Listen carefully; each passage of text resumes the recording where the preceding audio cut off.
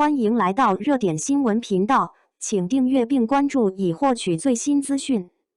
等了3年，《莲花楼2》终于来了，36集暑假一次性放完。程毅演的李莲花从天下第一变成拄拐神探，这剧我追定了。程毅拄着拐杖演完了《莲花楼2》36集，李莲花这次真不会武功了。开机花絮里有一幕我反复看了好几遍。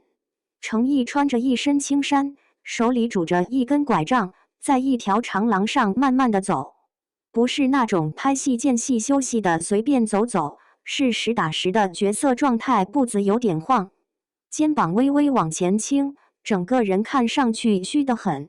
你仔细看能发现，他握拐杖的那只手指节是泛白的。后来采访里有人问了，说程毅你拄拐是剧情需要还是真受伤了？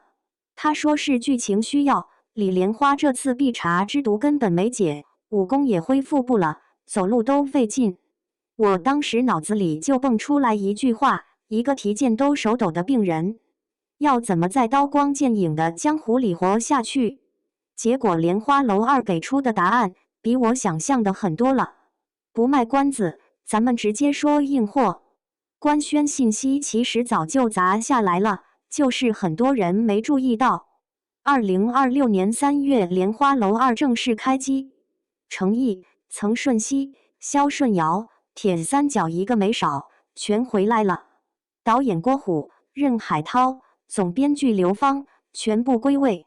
爱奇艺独播，2026年暑期档36集一次性上线，全部放出，不是周更，不是日更，不是每周4、5、6晚8点更新2集那种磨人的节奏，一次性放完。你知道这意味着什么吗？意味着你可以周5晚上点一份外卖，从第1集开始刷到第2天早上太阳升起来，然后顶着黑眼圈发朋友圈说我活过来了。也意味着你不用每周3晚上守在手机前面等更新，等完1集又等下周，等到最后前面演了什么全忘了。导演郭虎的原话是探案就得一口气看透，断了就散了。这话说到点子上了。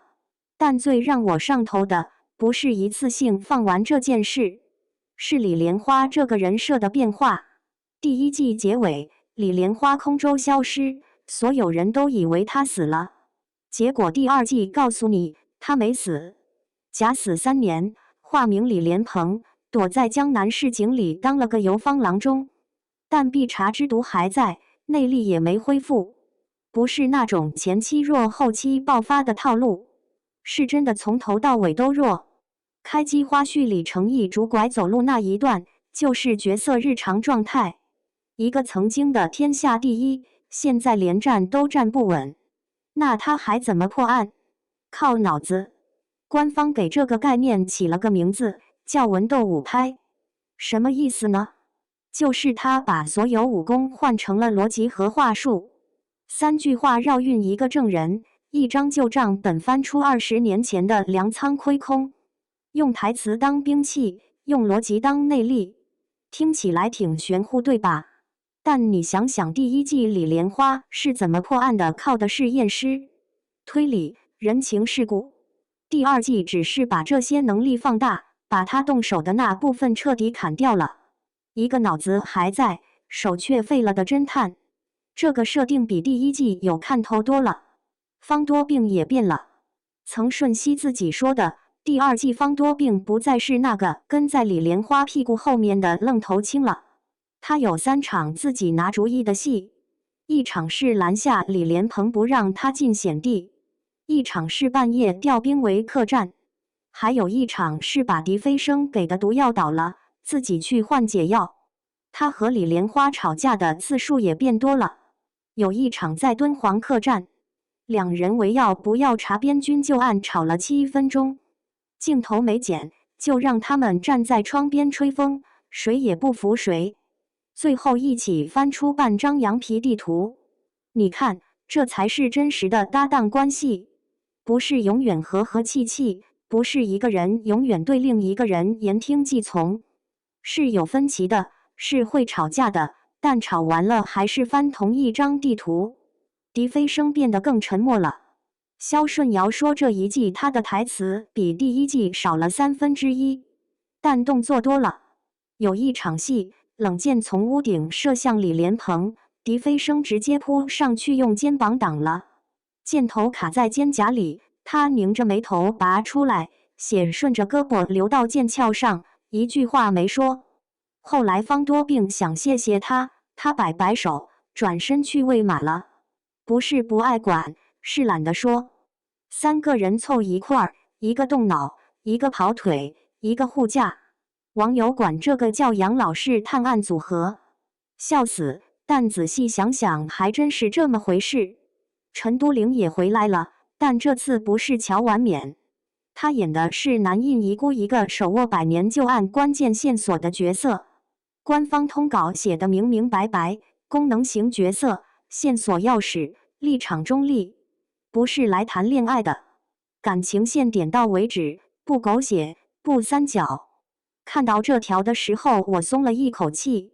第一季最打动我的就是李莲花、方多病、狄飞升3个人的君子之交，清爽干净。要是第2季硬塞一条三角恋进去，那真是毁了一切。官方显然知道观众怕什么，剧情主线是南印皇族100年旧案，这个伏笔第一季就埋了。灵山石童案里普二皇的背叛，嫁衣不祥案里的南印邪术，都在指向这个已经覆灭的神秘王朝。第2季直接把这个疮疤揭开了。36集分成6个单元案件，每个案子大概6集。表面看是独立的悬疑事件，背后都藏着指向南印势力和10年前东海大战的伏笔，就像一个超大型的沉浸式剧本杀。解开一个谜题的同时，又发现指向更大阴谋的新线索。场景也从江南水乡拉到了敦煌大漠喀纳斯湖畔。剧组是真去实景拍了，敦煌拍了20天，每天早上6点吊威亚上沙丘，下午3点停，因为沙子太烫，机器都冒烟。喀纳斯赶上雨季，在湖边搭景，搭完当天塌一半，第2天又搭。就冲这个实景拍摄的镜头也值了。最后说说第一季的成绩，免得有人不知道这剧什么分量。2023年暑期档播出，没有顶级流量加持，悄没声儿的上线，结果全平台播放量突破400亿。爱奇艺站内209万人打出9.4分，平台历史第一。豆瓣从8.0逆涨到8.5，93万人评分，霸榜爱奇艺总榜930天，上星轮播超80轮，被认证为近10年现象及长尾爆款，被称为继《琅琊榜》之后最好的武侠剧。3年后原班人马带着36集全新故事回来，而且一次性放完。说实话，这在国产剧续集里算得上是顶配待遇了。但我还是有几个问题想问。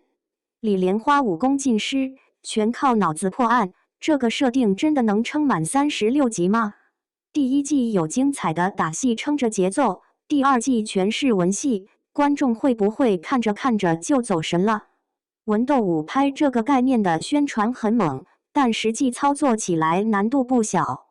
把智力交锋拍出武打戏的紧张感，对导演的剪辑功力、演员的微表情控制要求都极高。